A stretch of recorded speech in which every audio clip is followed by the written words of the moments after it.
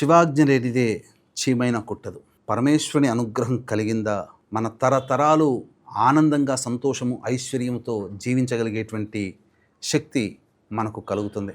శివుడికి ప్రీతికరమైనటువంటి మాసము కార్తీక మాసం. కాబట్టి ఇట్టి కార్తీక మాసం నెల రోజుల పాటు మహన్యాసపూర్వక రుద్రాభిషేకం అనేటువంటిది సశాస్త్రీయముగా నెల రోజుల పాటు జరిపించడం జరుగుతుంది.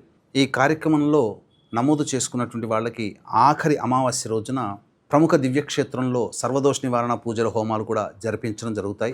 అవకాశం ఉన్న వాళ్ళు కార్యక్రమ తదనంతరం కాంటాక్ట్ చేసి మీ గోత్రనామాదులు నమోదు చేసుకోవచ్చు. ఎక్కడైనా ఈ కార్తీక మాసం అభిషేకం జరిపించుకుంటే కేవలం 10 లేదా 15 నిమిషాలు మాత్రమే అభిషేకము. కానీ మన పీఠం ఆధ్వర్యంలో గత 20 సంవత్సరాలుగా మహన్యాసముతో కూడుకున్నటువంటి రుద్రాభిషేకము, పంచసూక్త విధానముగా అభిషేకం అనేటువంటిది జరిపించడం జరుగుతుంది. అవకాశం ఉన్న వాళ్ళు మీ కుటుంబ సభ్యుల గోత్రనామాదులతో ఈ కార్యక్రమంలో నమోదు చేసుకోవచ్చు.